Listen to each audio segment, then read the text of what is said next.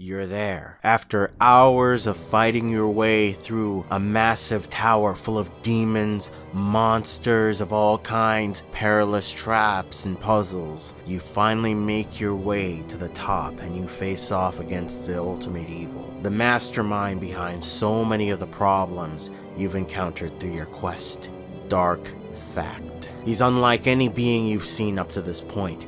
Humanoid in shape, but still distinguished by his demonic features, his horns, his inhuman blue skin. It all led up to this moment. All of that trial and error, learning the systems of this game, fighting through hordes of enemies, bumping your way to victory. You've almost done it. You've almost conquered Ys 1.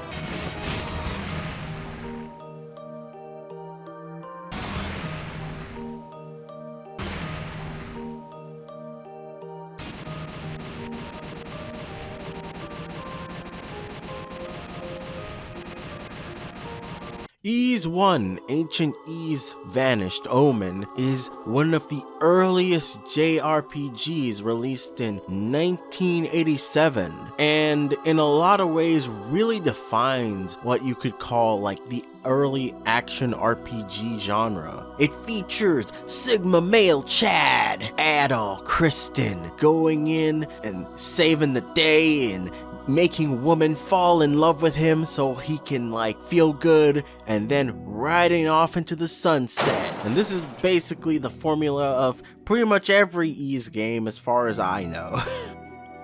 My experience is limited, but generally speaking, the plot of this game in particular is that this is Adol's first adventure. He travels to an island nation called Asteria to investigate a mysterious situation, a problem where disaster has fallen upon the island nation and nobody has been able to go there in 6 months. It's been cut off from the rest of the world. Adol goes in and he finds out, oh, he's the destined Sigma male big cock swordsman that has to go save the day, right? He collects the 6th book of Ys and challenges Darm Tower to solve the mystery and beat the bad guys and shit.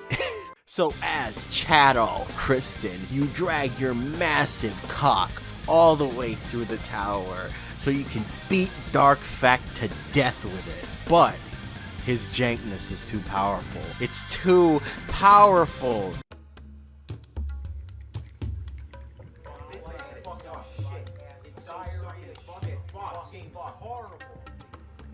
Now, back in the stone ages of game development, game theory was not as developed as it is today. It wasn't as developed, especially not for video games, so you ended up with game studios making a bunch of slight oopsies, right?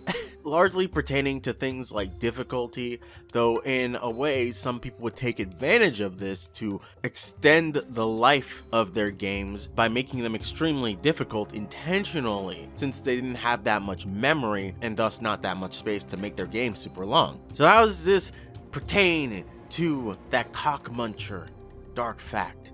Well, Ys 1 was one of the first games Nihon Falcom ever made, so it suffers from a lot of those early fucky yucky game design elements that are so common. Like some weird design thingamabobbers, like how you can sort of do certain things out of order without even intending to, or run into things without even intending to, or just skip entire like little detail. Like, I didn't realize that eating the Rhoda seed would let you talk to the fucking trees in the woods. So when I went over there, because I was just like, okay, what do I do now? And I randomly ran into the tree, and the tree starts fucking talking, and it's like, Adol Kristen, your cock is so massive. Please visit my brother. And then his brother is like, big cock Adol, I shall shit out a sword for you. I was like, what the fuck is going on?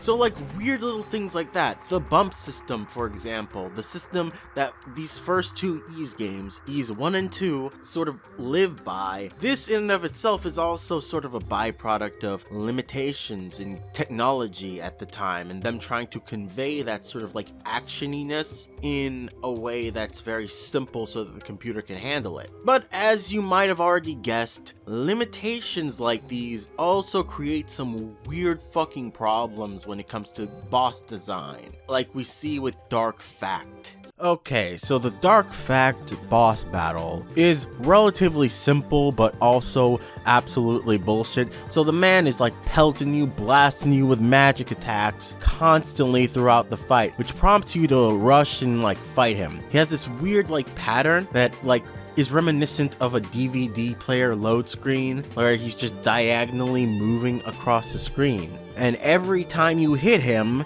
it creates a fucking hole on the platform you're standing on. This right here is the reason why he's so fucking hard. It's the platform holes. The fucking holes, bro. The last holes I want to fall through.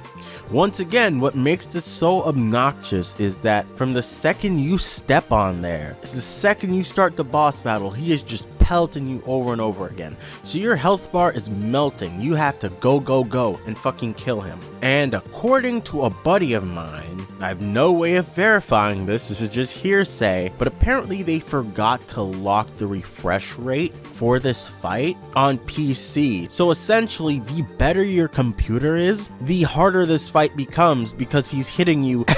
He's just hitting you a lot more. It's like ridiculous. So the trick, in quotation marks, to beating this fight is essentially you have to get him at a certain point in his diagonal movement while he's like moving across the screen. You have to chase him and continually bump into him as he's moving across the screen, and that will give you a ton of fucking damage on him. Problem is, the holes that are created from that diagonal movement have the potential to just straight up kill you, to instant kill you, because you can actually fall through the holes that you're creating from hitting him. This creates a weird environment where fighting Dark Fact is so inconsistent and like hard. It feels like it's up to like pure chance whether or not you actually win the fight, because you can easily just screw yourself. You know, you get him in one diagonal area, you get him in another, and then you box yourself in and he just fucking wastes you. Or again, you can just fall through the freaking holes you created from hitting him. The holes, in my opinion, are the crux of what makes this boss battle a pain in the ass to do. But a pain in the ass does not mean impossible. The boss battle is not impossible. It's just really annoying and janky. And once you figure out how to like do it, and you've tried it consistently a couple of times in a single sitting, eventually you'll get sort of the hang of it, the rhythm of, okay, I want to hit him here, I want to hit him there, and eventually you will fucking succeed. Hell, I'll do it right the fuck now on screen for you.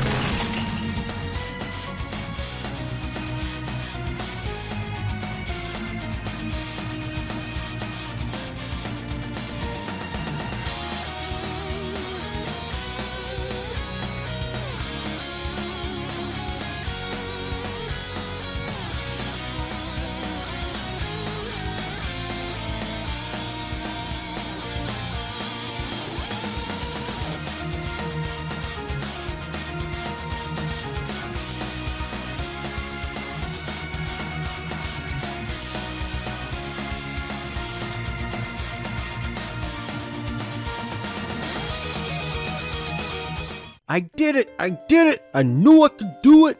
It only took an hour and a half. But with enough crackhead courage and perseverance, anything is fucking possible. You can beat a jank-ass, annoying-ass boss if you just keep banging your head against the wall. And the feeling of satisfaction is there. And I guess that's the takeaway from this video. That's the message. When you are faced with a fucking bullshit ass boss, they're not impossible. It just takes a lot of patience, a lot of bonehead determination, and you can do it. But yeah, that was Dark Fact, a really interesting boss fight that a lot of people have a lot of various opinions on. I'd really appreciate to hear your opinions on the fight if you've played Ys 1 and faced off against this guy. I'm, sharing your story below. Also, give some feedback on this video and what you thought of it. Thanks for watching. Really appreciate it, and I'll see you in the next one.